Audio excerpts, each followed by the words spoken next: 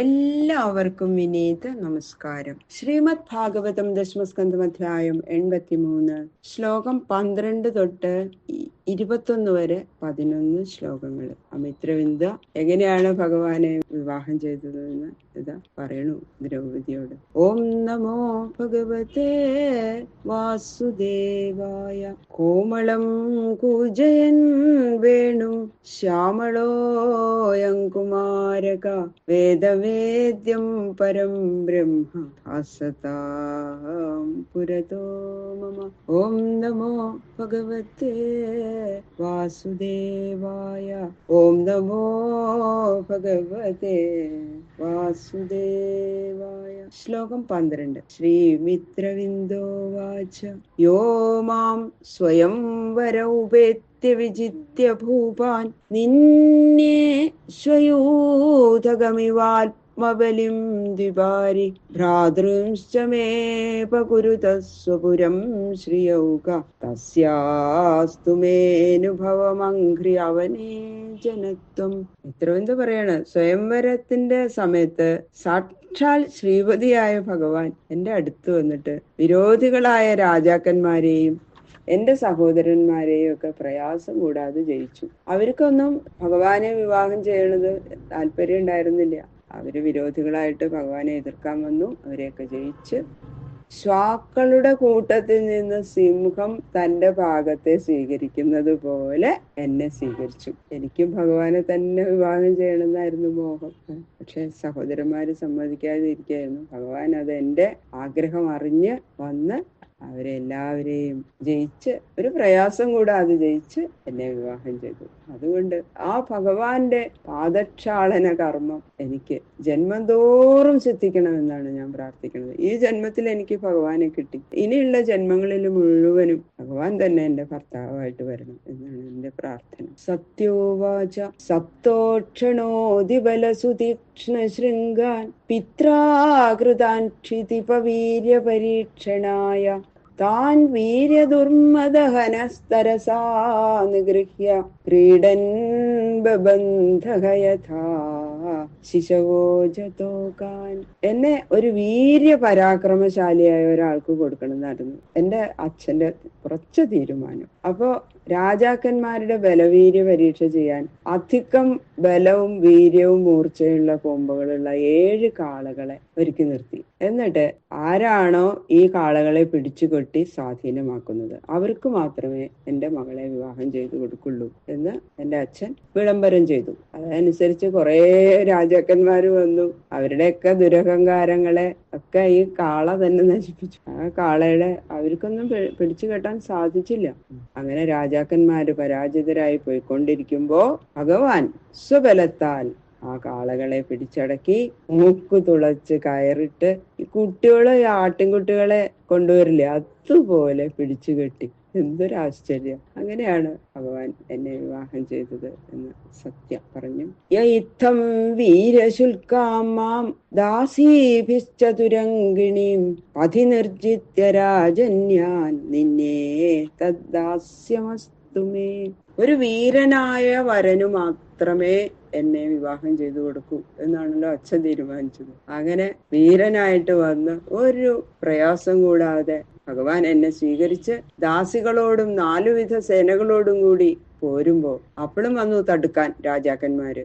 അങ്ങനെ തടുക്കാൻ വന്ന രാജസമൂഹങ്ങളെ ആ മാർഗമധ്യത്തിൽ വെച്ച് തന്നെ ജയിച്ച് ദ്വാരകയിൽ കൊണ്ടുവന്ന് വിവാഹം ഗംഭീരമായിട്ട് നടത്തി. ആ ഭഗവാന്റെ ദാസ്യം എനിക്ക് എന്നും സിദ്ധിക്കണം എന്ന് മാത്രമാണ് ഇപ്പോൾ എന്റെ പ്രാർത്ഥന എന്നാണ് സത്യ പറഞ്ഞത്.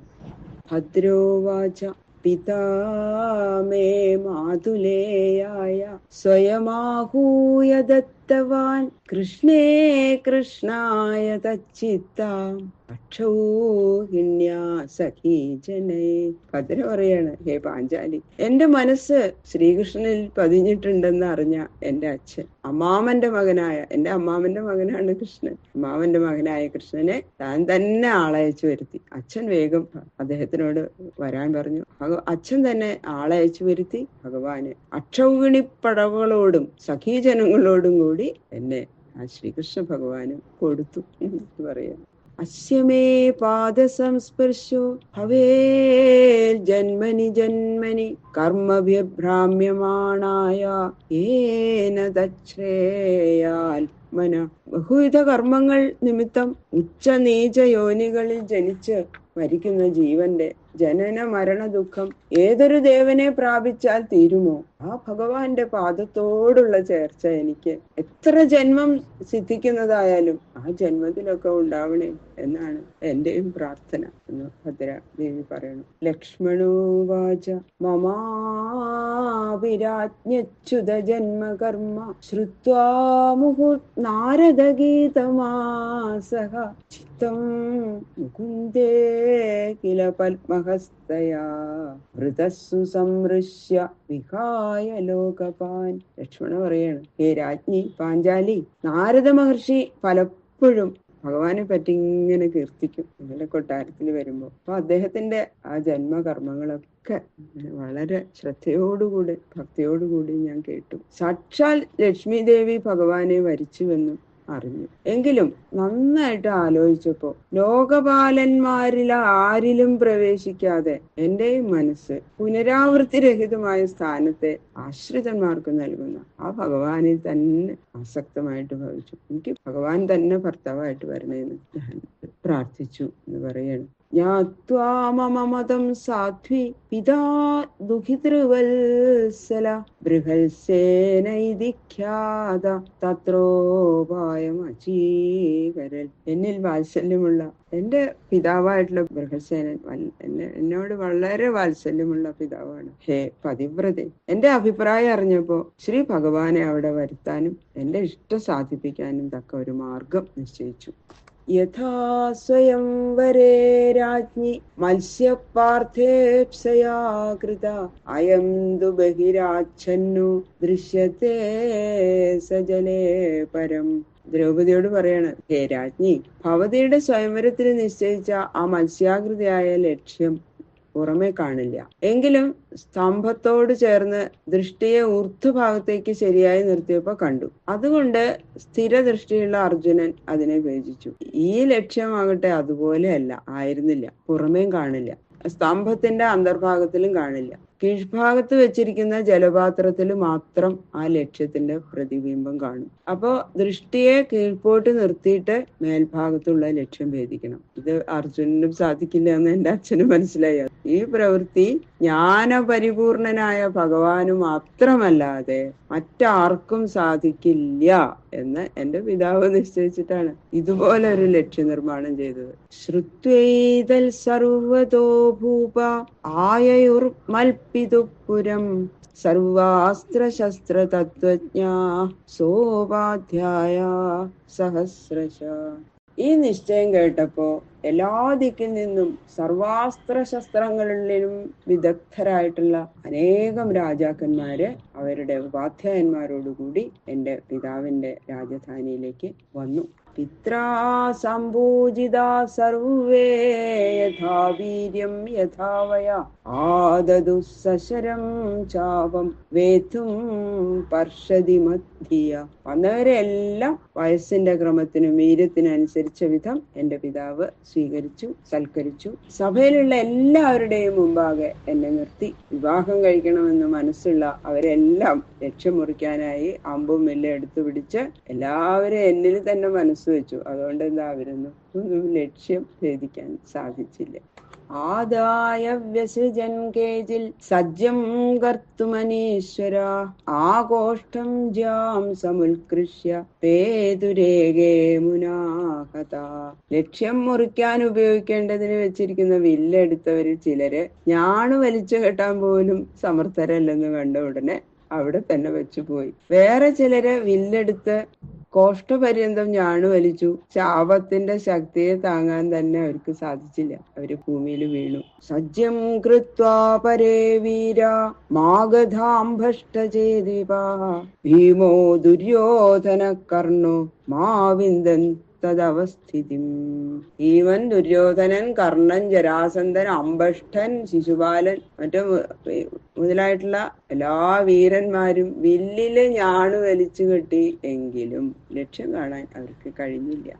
മത്സ്യാഭാസം ജലേ വീക്ഷ്യ ജ്ഞാത്വാ ച തദവസ്ഥിതിം പാർത്ഥോ യത്തോ സൃജൽ ബാണം നാച്ചിനൽ പസ്പൃശേ പരം. അർജുനൻ വില്ലെടുത്ത് ഞാണൊക്കെ വലിച്ചു കെട്ടി വെള്ളത്തില് ലക്ഷ്യമായ മത്സ്യത്തിന്റെ ഛായ കണ്ടു. അതിന്റെ നിൽപ്പും അറിഞ്ഞു. ബാണം വിട്ടു. പക്ഷേ ലക്ഷ്യത്തെ ഖണ്ഡിച്ചില്ല. ബാണം ലക്ഷ്യത്തില് തട്ടിക്കൊണ്ടുപോയി. രാജന്യേഷു നിവൃത്തേഷു ഭഗ്നമാനേഷു മാനിഷു ഭഗവാൻ ധനുരാദായ സജ്യം കൃത്വാഥ ലീലയാ. എല്ലാ രാജാക്കന്മാരും അടങ്ങി, ദുരഹങ്കാരികളുടെ അഹങ്കാരങ്ങളൊക്കെ അടങ്ങിയപ്പോ ഭഗവാൻ ശ്രീവല്ലഭൻ വില്ലെടുത്ത് കളിയായിട്ട് ഞാണ് വലിച്ചു കെട്ടി. തസ്മിൻ സന്ധായ വിശിഖം മത്സ്യം വീക്ഷ്യ സഗൃജ്ജലേ ചിത്വേഷൂണാവാദയത്തം സൂര്യേ ചാഭിജിതി സ്ഥിതേ. അതില് ബാണം തൊടുത്ത്